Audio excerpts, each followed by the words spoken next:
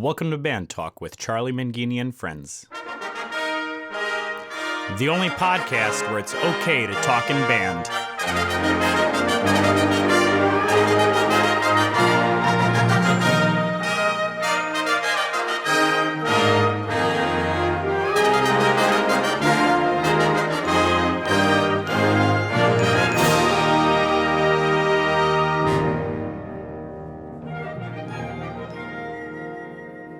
On this podcast, you will be able to hear conversations with some of the greatest names in wind band conducting, composing, and arranging. We'll also visit with great college, high school, middle school, and elementary band directors to get their thoughts on various aspects of being a band director. We'll have regular check-ins with instrument specialists, music dealers, and instrument repair professionals. And if that's not enough, we'll even have regular conversations with Dr. Tim, who will help keep us motivated. That's Band Talk with Charlie Mangini and friends. And now, here's Charlie. Welcome to Band Talk with Charlie Mangini and friends, and this, my 52nd podcast and number 13 in my second season. I'm so happy that you're joining me for this great conversation. I met today's guest when he was a freshman at Vandercook College of Music. He impressed me then, and he impresses me today, as he serves as the director of bands at Pittsburg State University in Pittsburg, Kansas. He's Dr. Andrew Chybowski, and he is one of those rare students who could flip a switch and go from fun and games to all business just like that. You're going to get a chance to meet Dr. Chybowski in just a few minutes. Band Talk with Charlie Mangini and friends is made possible through the generous support of the Eastman Music Company. From the first student instrument to the professional heirloom, Eastman Music Company is committed to crafting the finest instruments for musicians throughout the world. For more information, visit eastmanwinds.com. For those of you who don't know me, I'm an avid golfer. And although I'm not as good as I really want to be, of course none of us are, I believe I'm addicted to the game. I simply love it. And I think I could play 36 holes or more every day and never get tired of it. And this past weekend, I had the opportunity to watch Phil Mickelson at age 50, almost 51, win one of 4 major golf tournaments that is held each year. He won the PGA, and he became the oldest golfer ever to win a major golf tournament. And as I've been reading about his victory, the preparation that led up to the tournament and some of the things he was focusing on, especially with the help of his caddy, I just realized that there are so many parallels between playing golf and music making. You know, such things as keep your mind quiet and visualize the shot and commit to the swing. And as I've been thinking about this, I realized that process to playing great golf and making great music aren't all that different. Both take time to get to a level where you can enjoy playing. Both require a finely tuned skill set. Both require endless practice. And both require a belief in your own abilities. You know, when you visualize the shot, it's nothing more than hearing the sound in your ear before you play it, or hearing the sound of the ensemble before you begin to conduct or rehearse the work. Having a mental image of what you want it to look like or sound like is the same thing. And then committing to the swing.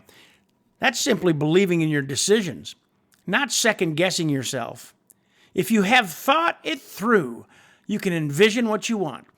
Then just go ahead and swing, or in our case, play. Certainly the same holds true for baseball, football, soccer, basketball, heck, even the latest craze, pickleball. Going through the motions may allow you to participate, but to really be good at something, it requires a vision and it requires a commitment. As you head into the summer, whether you're a student, a young teacher, a seasoned veteran, or if you're retired, it really doesn't matter. Find something where you want to do your best, where you want to get better, and make a concerted effort to envision how you want to perform and what that performance looks like. Then commit to the course of action you feel is best and let her rip. And when it doesn't go the way you want, just regroup and give it another go. That's where the fun is. That's what the chase is all about. To really understand that, all you need to do is look at a dog chasing a ball. That dog has the most fun when he's chasing it. When he grabs it, game's over, and he comes back in hopes that you will throw it again. So whether you're a sportsman, a musician, a quilt maker, or cook, envision the goal and commit to the process. You'll be amazed at the results. We'll be right back with Dr. Andrew Chybowski. This is Drew with thepodcastingstore.com, your one-stop shop for everything podcasting and remote learning, and a proud sponsor of Band Talk with Charlie Mangini and friends. Listen to what we've been working on in this clip from our podcast. So I just finished recording the interface video with Braden, the what is it, why is it cool, and why do I need one? Well, part of that project was I wanted to try out a new piece of gear that I just got, and that's the Rode Wireless Go 2. And so it's a wireless transmitter and receiver system that can connect into your computer or your smartphone pretty seamlessly. The really cool thing about this is that it can record each channel independently. One mic is going into the left channel and the other one is going into the right channel. You can also control the input level from Audacity when you're connecting in to the computer through the USB-C. The initial return on it is it did everything that I wanted it to. It allowed camera placement. To hear the rest of this podcast, please visit thepodcastingstore.com, your one-stop shop for everything podcasting and remote learning. This is Drew with thepodcastingstore.com. Now back to Charlie. Well, it's probably been 100 years since I've had an opportunity to chat with this young man. I was always impressed with him during his undergraduate days when he was a student at Vandercook College of Music, and I've followed him from afar, and he's really done terrific things. And he's a focused kid that is very talented, comes off a little shy sometimes, but he doesn't miss a trick. He's one of those people that absorbs things like a sponge and has one of the greatest senses of humor I've ever been around. So it is really an honor for this old man to get a chance to have an opportunity to chat with now Dr. Andrew Chybowski, who is the director of bands at Pittsburg State University in Pittsburg, Kansas. Andrew, thank you so much for joining me. Well, thank you. And thank you for having me. And, you call me Dr. Chybowski. I think I just got to still keep on calling you Dr. Mangini, because that's how I've known you for years. And I think we'll just stick with that one, if that's okay with you. Well, you call me whatever you want.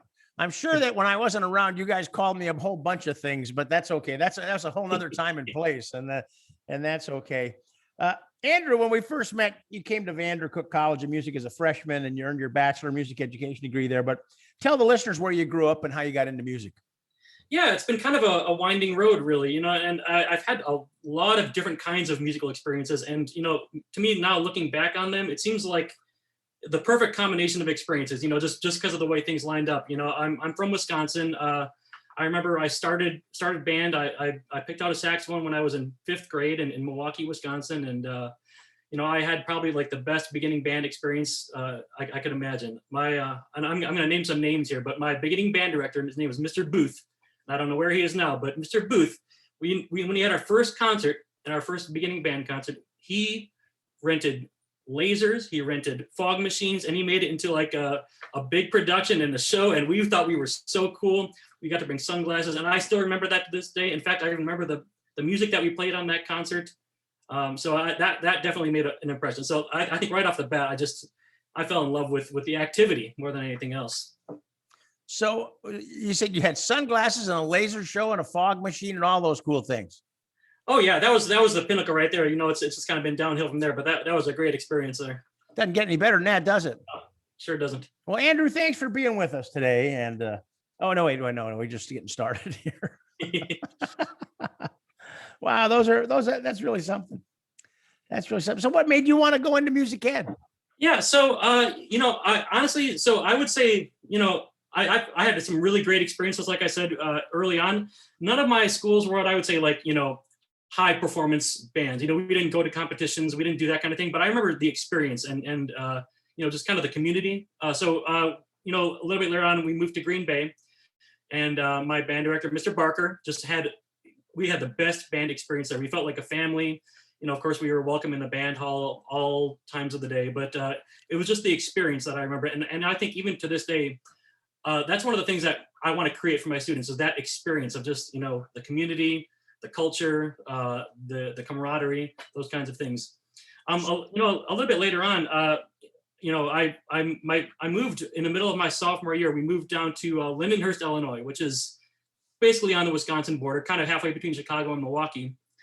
And I moved because I didn't know anybody there. So my mom said, "Do you want to maybe take some saxophone lessons?" And I said, "Sure." I'd never really been very serious. It just so happened that the saxophone teacher in my area was named James Kasperzik. So I started taking saxophone lessons there, and that's kind of when I started to put some serious, music practice to my fun experience there. And of course, you remember James Kasperzik, and that was a good part of the reason why I came to Vandercook as well. Oh, that's great. I didn't know that story. So when you were going to high school in Green Bay, were you a Packer fan or were you a Bear fan once you moved to Illinois? Absolutely not. No. I'm a Packers fan. Have been all the time. It's a little bit hard with the current drama going on right now, but we don't need to get into that on this podcast. Oh man, Aaron Rodgers. He's got that whole state spinning right now, doesn't he? Holy cow. It's pretty tough to make a decision when you're only making $130 million or something ridiculous like that. Kind of like college band director salaries, right? Oh yeah. We're living the dream here. Well, Andrew, when you were an undergrad, you were one of those kids, like I said in the introduction, you took in every word, man. And you always had one of the greatest senses of humor of anyone I've ever met. So what do you remember from your days at Vandercook?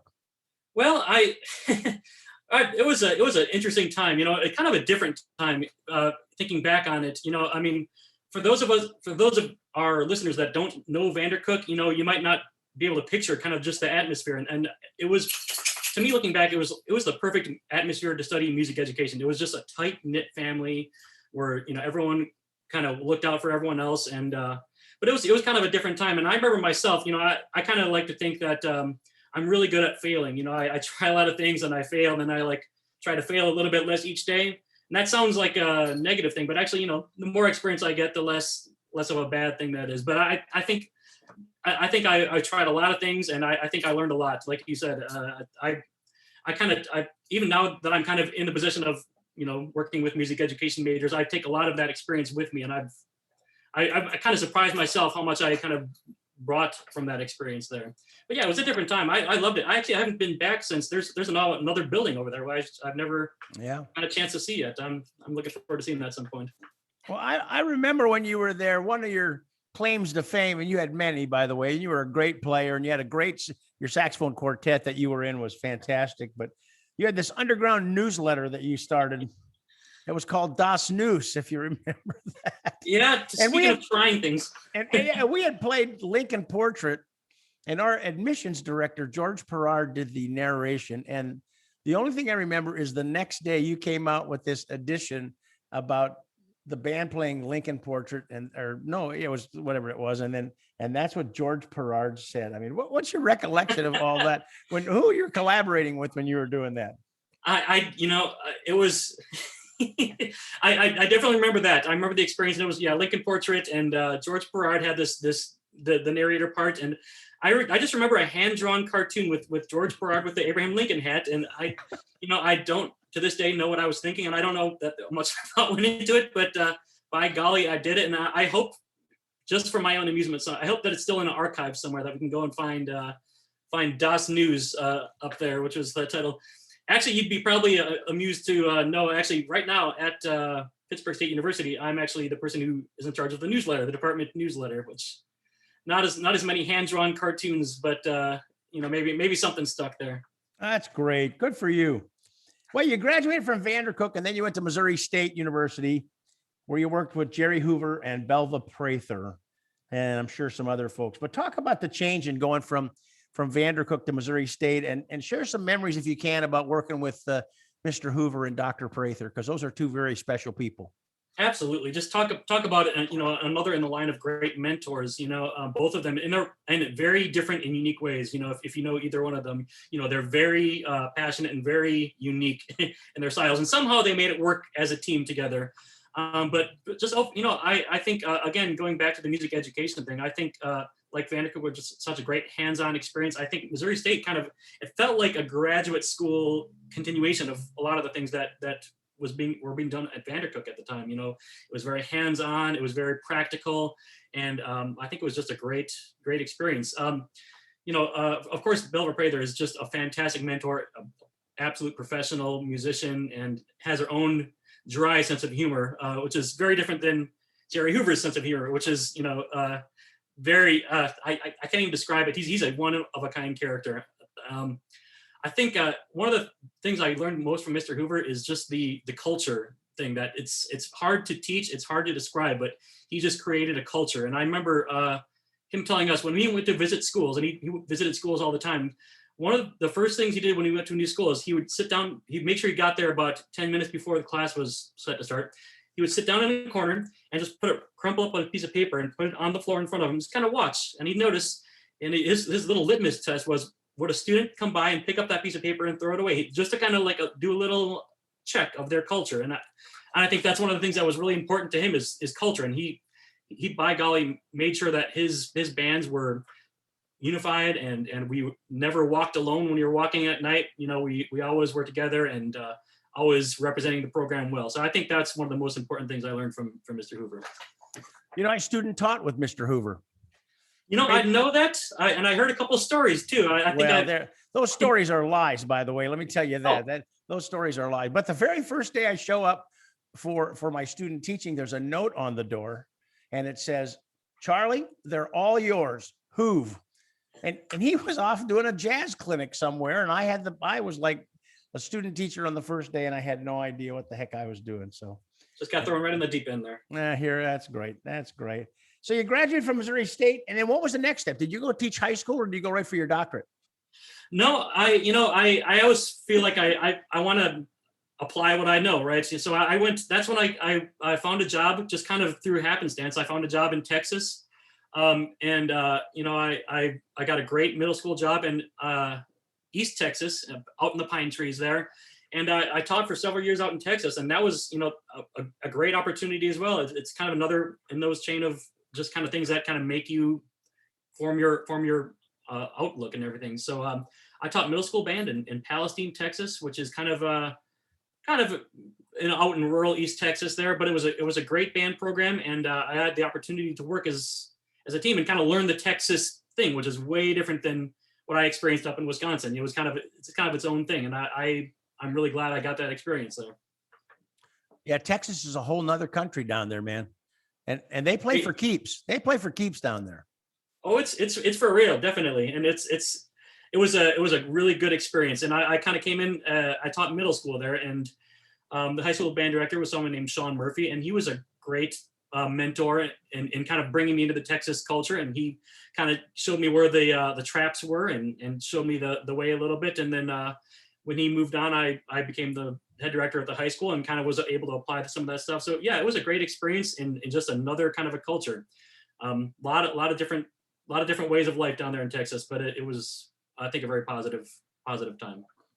And then you decided to get a doctorate degree. And what made you choose Indiana? Honestly, Indiana was one of the schools that I really fell in love with going to campus, and it was just meeting the faculty and talking to the other grad students. I said, all right, this is a place that has the right kind of culture, right kind of approach. Of course, high level of performance, and I get to work with some of the great musicians in the country, great college musicians in the country, and that was always a plus. And I kind of felt called to maybe kind of challenge myself to grow musically, but again, it's kind of a culture thing. In the band department there, I met Stephen Pratt and the other band directors, and of course the other graduate students there, and it definitely felt like a really good culture, and I think that's kind of been a common theme in my career. I kind of seek out those experiences where the culture is, it feels right. It feels like they're doing things the right way, I guess, if that makes sense. And Steve, it was another great experience. Yeah, and Steve Pratt's a great human being. I mean, he's just a terrific A+ person. I mean, you're not going to find a better person than Steve Pratt. That's what it comes down to. Consummate professional, fantastic human being, and yeah, absolutely. That's all. So from Indiana, then you got the job at Pitt State? Yeah, and then this is I'm finishing up my 4th year at Pitt State, and fourth year already. Yes, it seems like it's been a blink of an eye, but it's I just did the math. Man, that's fantastic. Well, at Pitt State, you followed a good friend of mine Craig Fuchs, who's now Dean of the Honors College or Director of the Honors College or something like that. I trust the two of you have shared some stories and had a couple of beers since you've been there.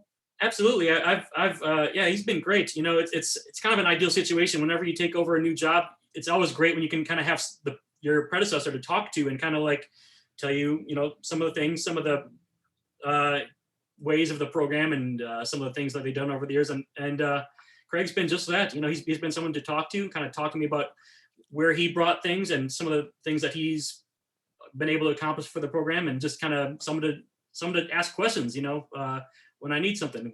Who do I talk to about this? Where is this music, kind of a thing. Yeah, so Craig's been great. So, and what's been your biggest surprise since you started at Pitt State, or teaching college for that matter? Well, yeah, exactly. This is my first college gig, and I kind of compare it to, you know, when you're in band in high school, you're a player, and then when you become a teacher, you have kind of a shift of focus. Your job is then to kind of help bring students along and help improve their playing, and it's been kind of a similar shift of focus for me.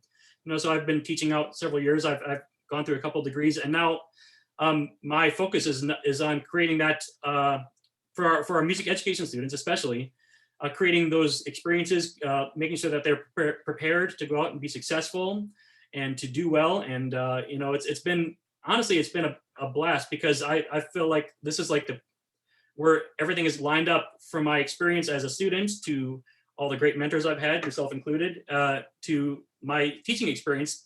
It feels like I've been very well prepared, and it's you know, I think it's a great fit. And of course, like, the faculty are really tight knit here. We work as a team, and similar to Vandercook, you know, it's a small music education program, but it's a tight knit community, and our students are well prepared with a lot of good practical experience. And you know, it's great to go out and see them have success. We just had another crop of students graduate, and they all have jobs, and it's going to be great to watch them go out and kind of create their own experiences. That's great. Yeah, you mentioned, you know, Pitt State has always had a reputation as being a terrific teachers college, and I'm sure most all the music majors are probably on that music education track. And you got, like you said, your experiences at Vandercook and Missouri State and Indiana and teaching. I mean, you got a whole bunch of experiences that you're able to offer those young men and women, and that's fantastic.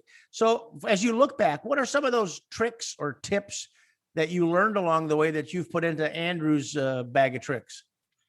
Well, I think one of the hardest lessons I learned early on as a teacher is to not try to make your success look like another teacher's success. In other words, you know, if you go to those teachers that are really good at what they do, and you can see that their bands sound great and they always have success, you might not necessarily be able to be successful in the same way, either if they're really, let's say if they're really strict, or if they're really loose, you know, or if they're, you know, whatever the case may be. So I guess to thine own self be true is a really important lesson I had to learn, you know, over time, that just by copying what you see from other teachers is not going to guarantee success. Maybe thinking about what their goals are and what they're trying to do for their students might be a better model for success. So that's one of the first lessons I learned. And I learned it the hard way. I tried to copy what I saw the teachers do, and it didn't feel right, didn't quite fit. And so I had to learn, all right, this is the way I'm going to do things. And I kind of set some goals for my students that I thought were important. And then I had better success that way, just being a little bit more authentic to what I thought was important. One of the other things I learned, and I'm still kind of struggling with this conundrum, is to balance like pedagogy and having great musical experiences. Because I think you can go too far either way on that spectrum.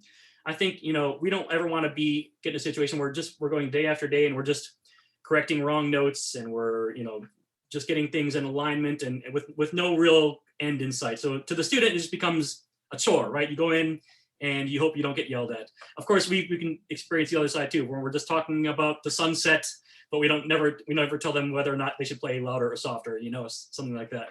So I think one of the other things that I've learned and that I try to help my students learn is to find a balance and to make sure that whenever there's something that you teach the students, that there's a musical thing you can apply it to. And you can do that every day, even just during rehearsals. You know, you fix something and then you kind of have a musical moment, or you have a little payoff there. And I think that helps the students, the band members, that helps them kind of grow step by step. They have little successes that they kind of start to accumulate.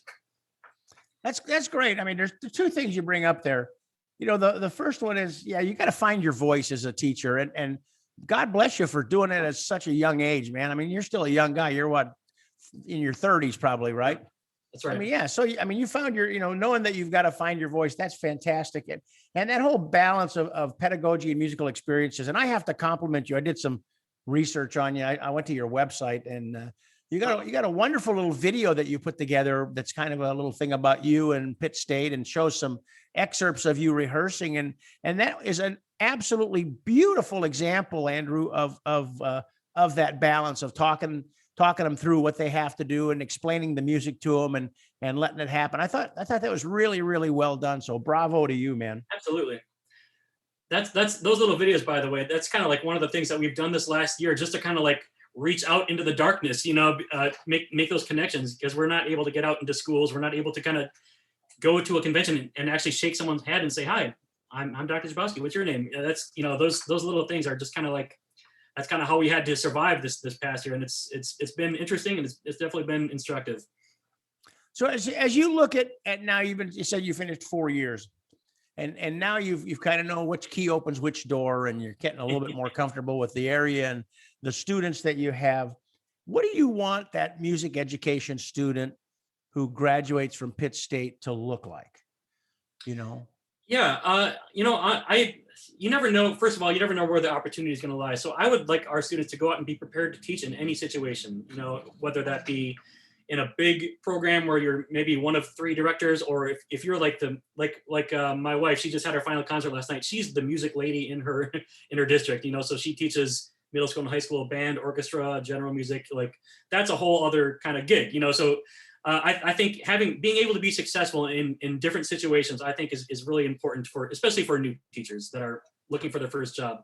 And I think one of the other things that has just been such a great benefit to my experience is getting that hands-on experience, whether that's like, if we say, all right, students, we're going to meet every Saturday for the next month, and I'll bring the coffee and donuts, you bring your instrument, and we're just going to get a chance to conduct each other on the podium and just get some hands-on experience, so you kind of learn what to do, what not to do, and can, in a safe environment where you're like me, you're allowed to fail and fail a little bit better each time, and kind of learn from those kinds of things. So those are some of the most important things to me that the students get. Of course, we want them to be really good at what they do with the pedagogy, with their conducting, with their instrument knowledge and stuff like that. But I think it doesn't really matter until you get a chance to put the rubber to the road and really just try things out. I think that's one of the most important things to me. Yeah, and one of the benefits from where you're at in a college town, and is that the locale of the students to the band hall, to coming in to see you, is so much easier than, let's say, when you were in Chicago, where people were commuting from an hour and a half away, and you never knew what traffic was going to be. And I mean, it was just crazy. So it's probably easier to gain a whole sense of community and allow and being able to have those experiences where you can come in and really spend more individual time with them and get to know them, and they get to work with each other. So that's great that you're doing that. Yeah, absolutely. It's one of our strengths, I think. Well, being from Chicago, I guess Green Bay, Chicago, that area, and having taught in Texas, which is, like we said, a whole nother world. There's the United States, and then there's Texas, and California is kind of out there too, but those are extreme opposites. That's right. Talk about the differences you've observed from those high school band days there, and maybe the bands that you see in Southeast Kansas and Southwest Missouri, and maybe even Northeast Oklahoma. Yeah, well, there's definitely a certain culture in Southeast Kansas, or, we could just call it the 4-state area. You mentioned Oklahoma and Missouri, and a little bit of Arkansas is in our territory. There's a lot more small schools than there are really large schools in our area. So I think one of the big differences to me is the expectations in the program, expectations of the directors, or the expectations, just among the professionals. I think in our area, one of the things I really like about our region is that the expectation is to have a really good, positive musical experience for the students. Whereas in Texas, of course, that's always the bottom line. But in Texas, there's an expectation of excellence. That's kind of a bottom line, and you hope it doesn't become too much of an issue. But you hear of, like, all right, if you don't make a 1 at contest, then you're going to be replaced the next year by your administration. That's kind of like the negative side of things. But there's a lot of good that comes from that too. There's probably a lot more students that have done a lot, of good things because of that expectation, and it's just part of the culture. I think just because of our area, if we brought that same expectation to, let's say, a rural school in Southeast Kansas, you'd probably have, it'd be like teaching a pig to dance. It probably wouldn't be beneficial for anyone involved. It kind of like fits the culture, or, So I think the expectation of excellence versus the expectation of the experience is probably the biggest difference. And of course, everyone wants the best for their students, and it's just kind of depending on the culture and the profession and those kinds of things. Yeah, excellence is has a whole different meaning in those smaller schools. And it's, like you said, your wife is a teacher in a school and she does the whole thing. I mean, a lot of those, man, they're like the music teacher for the whole district. And then they drive the bus and help prepare lunch. I mean, it's just like they're doing everything in those little towns. And it's amazing that they really are able to do as much as they can do. And they're great people. Just wonderful that's people. Success. That's what success looks like. So if you have a concert and you have 30 students play a ukulele song, and you have another piece where another 30 students play a recorder song, and then they're singing and they're in the band. That's success right there. That's a win, definitely. Absolutely. You mentioned when Mr. Hoover would go, he'd get a piece of paper and he'd crumble it up, put it on the floor. When you're invited to come to work a band, outside of helping them with their music and getting ready for a performance or a festival or whatever, what message does Andrew want to leave with those students? What thing do you want to impart with them that when it's all done, you left this big thing that they're got to ponder or think about? What is that? Yeah, I think one of the most important things to me, like the bottom line, is to let the students find ways to make them aware that they have a lot of creative, not control, but they're able to invest in the music probably a lot more than they think they can. To show them the depth of experience that is basically in any music, even in really boring parts. It depends on your creative investment. So if I can make students independent thinkers and make them aware that they have a big job actually to do, rather than just play their part. Their job is to be aware and to kind of know their part in the music. So, I was actually, this year I was able to do one clinic. We had to stay out of the schools for most of the year. Right at the end of the year, I was able to get out into a school, and it was fantastic. Of course, they were all distanced, they had masks, and it was just a pleasure to be able to work with them.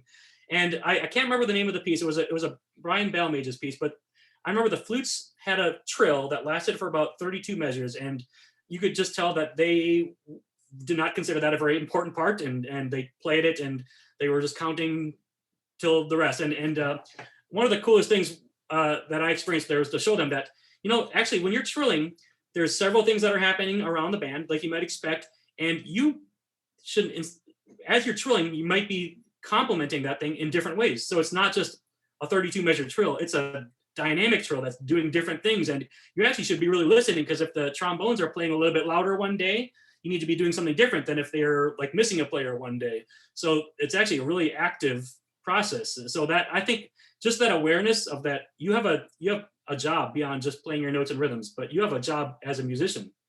Every day you come to rehearsal, you better bring your A game. I think that's one of the most important things. And there's different ways that they can experience that. You sound like Kevin Lepper. Is that right there? Because Kevin would always go, he'd always give people like a snare drum part and go like, okay, play the melody on the snare drum part. And he'd kind of have them do that. But yeah. As you're saying that, I could picture him teaching that and moving around and the way he would say that. That's a very interesting comparison.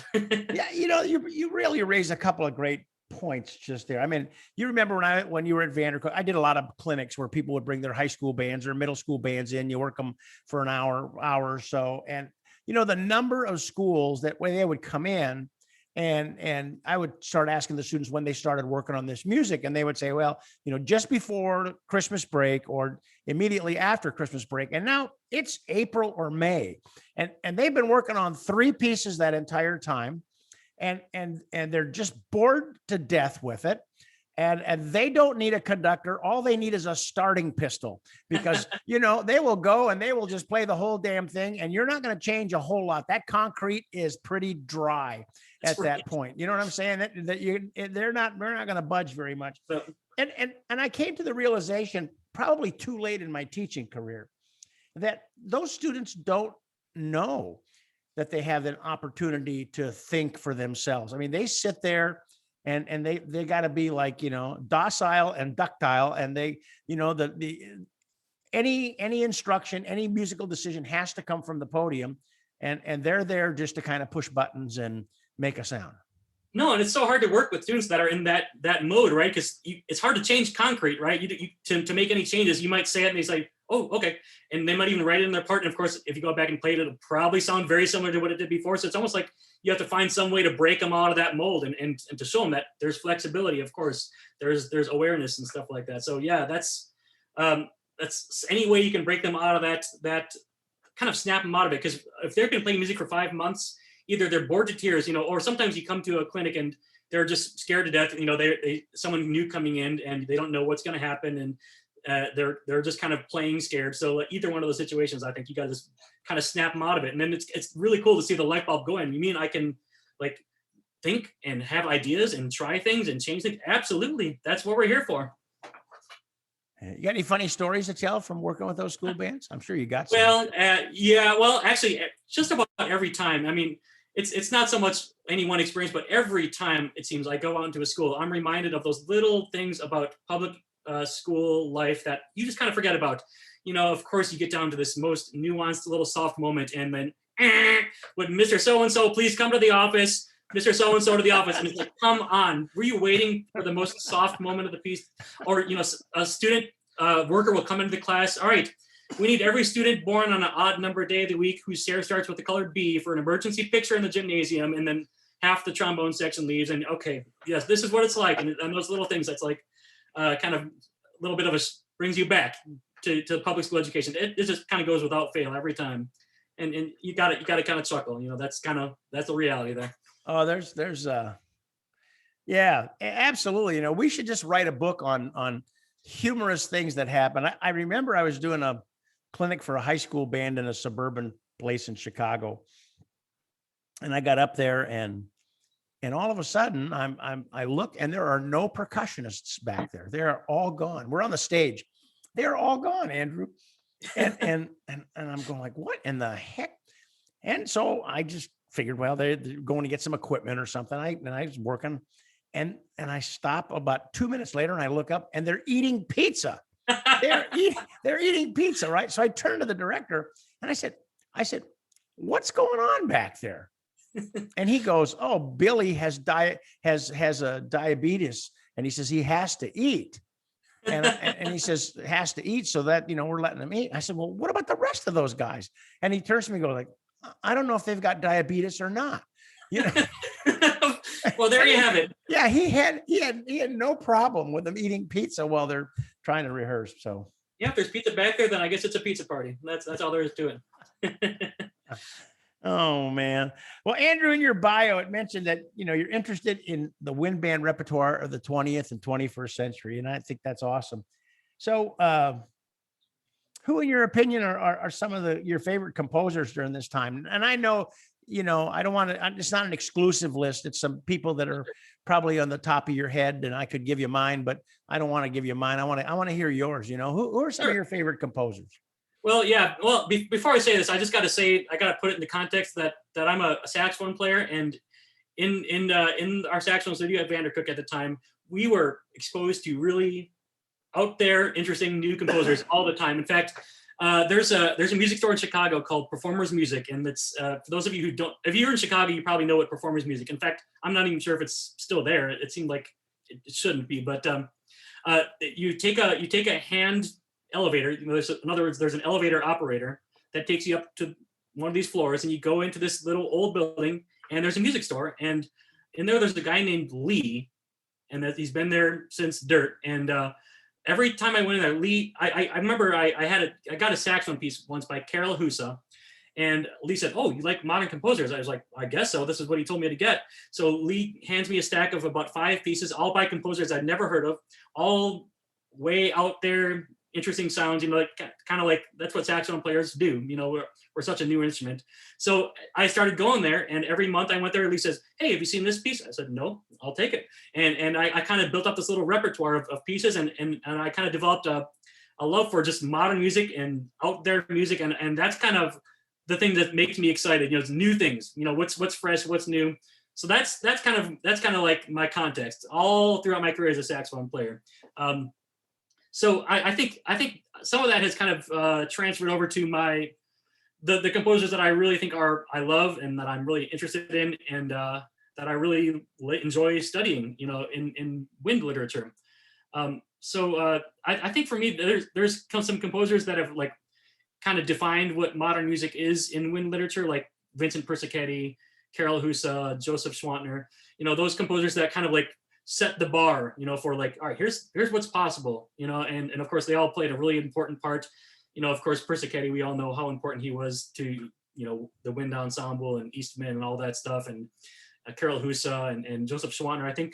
I still think we're still kind of dealing with, the premiere of And the Mountains Rising Nowhere in 1977. We're still kind of trying to figure out how that fits, to this day. It's such interesting songs. But then I think one of my favorite things to do, or one of my, happiest moments in my career right now, are introducing students to new sounds, new composers, in a way that they feel like they're involved with the process. So these new young composers, and I'll give you some that we've played just this spring that I think our students were able to really connect with. And to me, that's the most important thing. Of course, you can play like really out there music and you can program it, but I think it's not a success unless the students are, all right, they buy into it, they're excited about it, and they enjoy performing it. So just this spring, some of the composers that I think are really have been enjoyed.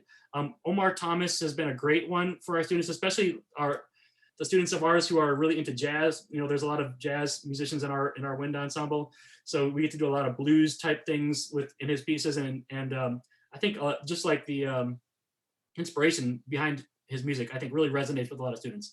Of course, he's a young person. He's active on social media, and our students kind of connect with that. There's actually a really young composer named Troy Johnson, who's he's from Tulsa, Oklahoma. I'm not sure where he is now. He's when I say young, I mean he must be in his 20s or early 30s, and our students really kind of connected with him for that reason too. And he's one of my proudest moments. I always try to get my students into the music, and we play a lot of Percy Grainger just because we love Percy Grainger at our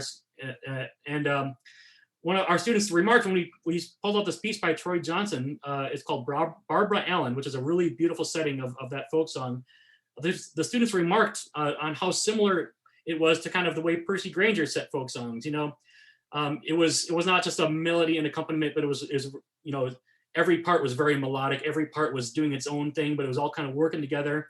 And they kind of made that connection. I was like, wow, you guys are paying attention. And to have it done by a composer who's not much older than them, I think that's really important too. So I think those are some of the composers that are really resonating with our students today, doing their thing. They're active. Of course, it never hurts to have those composers email us and talk to us, on Facebook or whatever. That's always a plus. Yeah, and the little video I watched, you were doing a John Mackey piece, and yeah. He's really contributed a lot. Of course, absolutely. Mackey, to Kelly, all those people, Michael Doherty, love those people. We just love those people. You have to. And John Mackey's another one that, our students would like send him a friend request on Facebook, and it blows their minds when he accepts their friend request and, sends them a message. And he's really good about those kinds of things, making those little connections with students. Well, let's shift gears a little bit, because in your role as a college band director, you're also a resource, and every once in a while you'll get a phone call or an email from a director whose band probably plays at maybe the grade 3 or grade 4 level, and they say, hey, we're getting ready for a contest. You got any suggestions for me?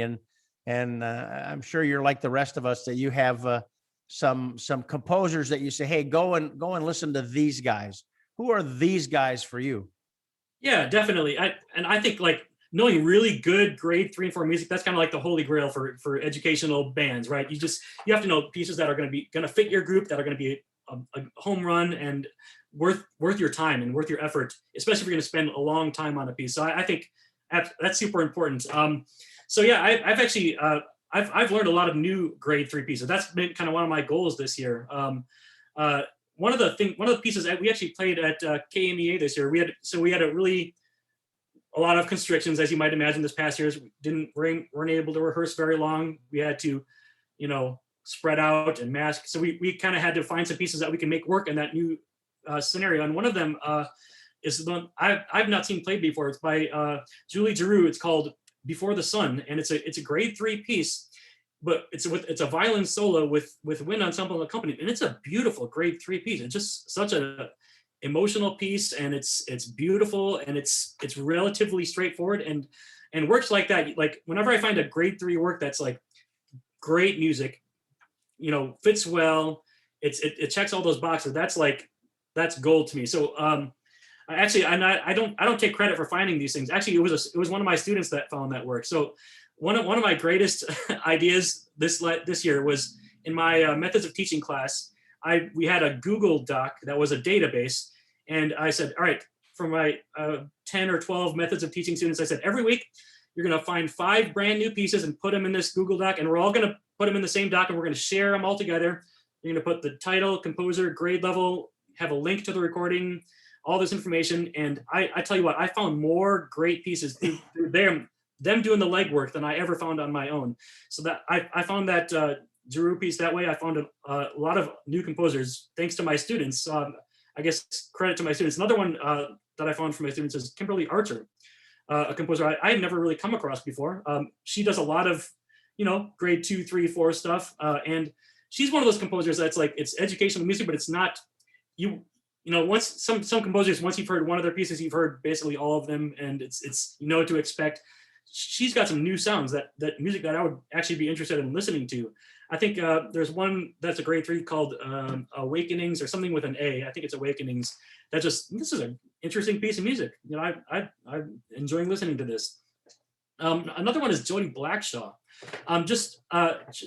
Not only because of her music, but because of the educational component. She's so involved in creating educational experiences for the students, and she will happily Zoom in with your ensemble or send you notes. But a lot of her pieces have educational lessons kind of incorporated into the piece.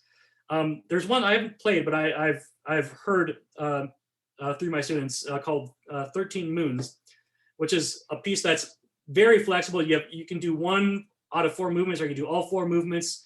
I think you can even switch around the order based on what your students want to do. But that piece incorporates student composition and student improvisation, and those little points, the NAFME standards that we don't always hit very frequently in our ensembles. It's kind of built into the piece, and she kind of gives all these resources, and I think that's just fantastic, and it's a great way to bring your students into those kind of experiences.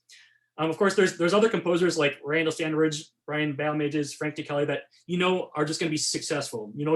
If those pieces are going to make your ensemble sound good, they're doubled in all the right ways, and they're scored in such a way that it's going to be just a good musical experience. Especially if you have incomplete instrumentation or things like that. So those are the kind of composers that I steer people to, just that are going to create good musical experiences. Right. The cool thing is you just led off with 3 female composers. Did you know that? Yeah, I think that's really cool. And again, credit to my students. Those are the people that they're seeking out. Those are the people that are really interesting. And I think there's some really great things happening now if we just kind of like know where to look. And I think that's the key. You kind of find what you're looking for. Yep. Get some new voices in the repertoire world. Absolutely.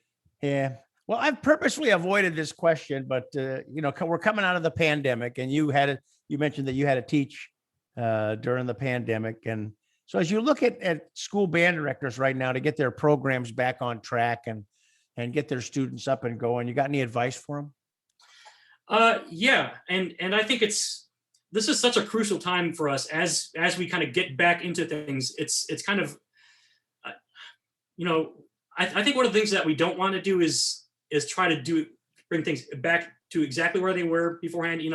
We probably missed some instruction. We probably had students who, maybe haven't been practicing as much as they normally would in a normal situation. So I think one of the most important things to accomplish as we go back is to help students remember why they are in our programs, help them remember why they are participating in music, and why they're spending all this time and energy doing this activity. It's of course we want to get them back and get their chops back into shape, get those lessons learned, get them moving, through their development. But I think, if there's nothing else that we accomplish when we bring students back, is to make sure that we have some life-changing musical moments that happen every rehearsal, even non-musical experiences, right? Just the culture things, the camaraderie things, those things that we've been missing out on, and that students probably desperately want and need to get back. We need to make sure that we are first and foremost having that as our bottom line, and then through those experiences, through the music, then we can start to teach them and start to bring them along and start to, develop their skills and those kinds of things. But I think it's important to kind of have the priorities straight there. That's great advice. When you were at Vandercook, was Dr. Hall there, Michael Hall, the violist? He was, yeah, and actually he's one of those very active social media users. So I feel like I've never lost contact with him because he's just that active of a performer and educator. But yeah, he was there, and I remember learning a lot from him, even though he was a string teacher and I didn't really take a lot of classes from him. But there's definitely a unique presence there on the faculty. Is he still there? Yeah, he's still there. I think he's still there. But we used to have wonderful conversations about the fact that when people warm up an ensemble, they warm up a band, they warm up an orchestra, whatever they do, that they never put it into some sort of emotional context, right? B flat major scale, here we go. Right? It's like that kind of thing. And we don't play it joyfully, or we don't play it sour with sorrow, or we don't, we don't take our warm-ups and we don't put a musical context to them. And he was really big on doing that. Have you ever thought about that? Has anybody ever talked about that during your study? Probably. I and it's been a while, and I'm sure it's happened throughout, and I think it's one of those things that I've had the benefit of having the experience of in the ensembles that I've been in. Of making sure that you're playing with musical intent every time you pick up your horn, and even people like I remember going back to Vandercook, one of the best things there was I was an usher for the Chicago Symphony Orchestra, and I got to see a lot of things that went on there and talk to people that I would never normally get to talk to. And I think people, some of the great performers that I got to see there, Charlie Vernon, Gene Percorni, Dale Clevenger, every time you pick up your instrument, playing with musical intention. Every time you do anything, it's got a musical intention behind it. There's not mindless, it's not rote, it's got some kind of intention. And I think that's so important. And I think that's something you can do with beginners. Beginners, whether you're just playing on your mouthpiece, trying to play a higher buzz, lower buzz, whatever the case may be, there's some kind of intention there. And I think that's a great habit to build, and warm up is a great time to do that. Okay, a couple of final quick questions here. I guess right. They may be quick, they may not be quick. You'll be determined. I'll be the judge of that. So, what's the best lesson you ever learned throughout your career so far? Well, I think I've played a lot of notes when I've been in bands, and I've had some good performances and maybe some not as good performances. But I think the thing that I'm taking with me from all my past experience is the experience that I've had. I think the experience that our students have in our programs is the thing that they take with them, whether they become musicians or whether they go on to do another profession. I don't know why they would, but I guess there's other professions that students choose. I think the experience that they have in our programs is probably the most important thing that our students can take with them. Okay, you get to go to a desert island with 3 compositions. What are you taking with you? Okay. Well, this is a hard one. Okay. Well, I'm gonna go first of all, Mahler Symphony No. 3, because back when I had my first car, it's when we still had CD players in our car, and that was a CD I had in my car, and right early on in my car, my CD player broke to where I could not eject the CD. So I had a Mahler Symphony No. 3 CD in my car for most have been years. So that's what I listened to driving around, is that symphony. I think it was the Boston Symphony Orchestra.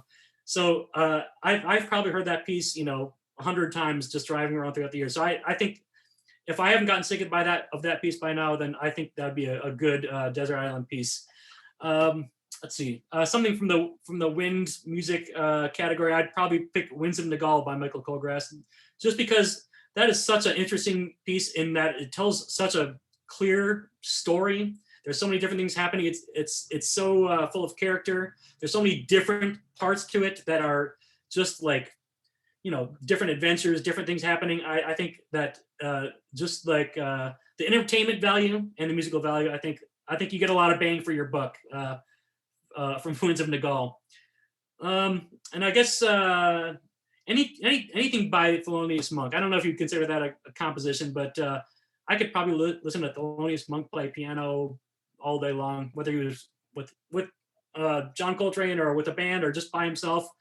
I think that would knock it. Let's just hope it never comes to pass that I have to pick three pieces. But I think those would be good choices. You mentioned Winds of Nagual. I think that is the cornerstone piece in the last 50 years. I think there's a lot of great pieces out there, but I think that one just is like, whoa, that one opened up so many doors and windows and eyes and sounds, and man, it just brought things to life. It's so hard to tell, right?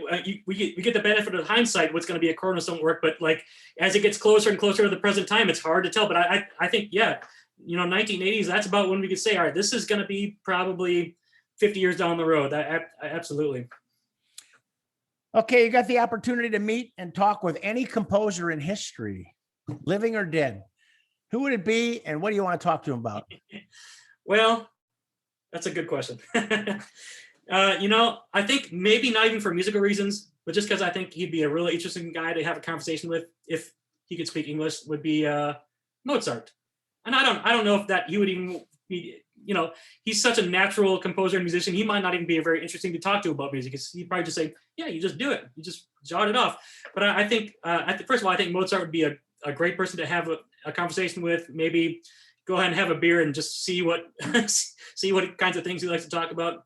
And B, I think if I could show him a saxophone, I think he would really like that instrument, and I think we'd have some great saxophone concertos written by Mozart if he knew about that.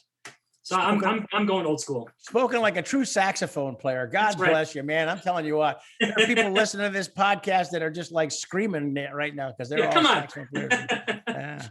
And you think Mozart would be into the electronic music and computers and all that stuff? Well, that's a great question, and I think he would. I think he would. I think he would be right in line with that. I think we have some Mozart beats coming down the line if he knew about that kind of thing. Mozart beats. That's perfect. That's perfect. Andrew, this has been so much fun. You got any final thoughts you want to share with us? I guess not other than that we've talked about. Other than I think I'm really looking forward to seeing how things evolve, and you hear phrases like the new normal or pre-COVID or post-COVID, and your eyes just kind of glaze over. But I think it's such an important time in our profession. Certain things that whenever you're forced to change something, I think that's always an opportunity for growth. And I'm really excited and curious to see what happens, how we move forward. Of course, certain things are going to be probably better that we've taken from those. Certain things we're going to be dropped, like like we hope to never see again. But I think it's definitely going to be different, and it's definitely going to be kind of exciting to watch as it unfolds. And I guess I'm just going to be curious, just like everyone else, kind of how we move forward. Well, as a guy that had the privilege to have you as a student somewhere along the way, and I'm glad I didn't ruin you too bad. I'm just really damn proud of you, buddy, and keep up the great work. And hopefully we'll get through this, and I'll be able to see you maybe at the Midwest Clinic this year or sometime before. And I wish you the best. I'm so damn proud of you, and keep her going, buddy. Okay. I'll see you down the road. Will do. Thanks for having me. It's been a pleasure. Andrew Chybowski is a double sharp young man, and I believe he is fortunate to have understood that he needed to find his own voice and do what he believes is the right thing to do at a young age. Of course, we're always in search of finding out who we are, but just to have that realization that the need exists is so vitally important to our success. To have had a student of Andrew's ability, dedication, drive, musicianship, humor, and humanity is something that humbles me as a teacher more than anyone will ever know. And Andrew, the next time we get together, I'll bring the donuts and we can talk about the fun of being a band director. And hopefully there won't be one of those office announcements to disrupt our time together. Congratulations, young man. You have a long and promising career ahead of you. Know that I am proud of you, and I wish you a long and prosperous ride. Well, that's Band Talk with Charlie Mangini and friends. I'll be back with more great conversations. And as always, please tell your friends and colleagues about Band Talk with Charlie Mangini and Friends, available on Apple Podcasts or wherever you listen to your favorite podcast. So until the next time, this is Charlie Mangini saying, thanks for listening. Thanks for listening to Band Talk with Charlie Mangini and Friends. If you would like to send a question to Charlie or have a comment, please send an email to bandtalkcharlie@gmail.com. We hope you will let your colleagues, students, and friends know about Band Talk with Charlie Mangini and Friends. Thanks for joining us, and we look forward to being with you again soon.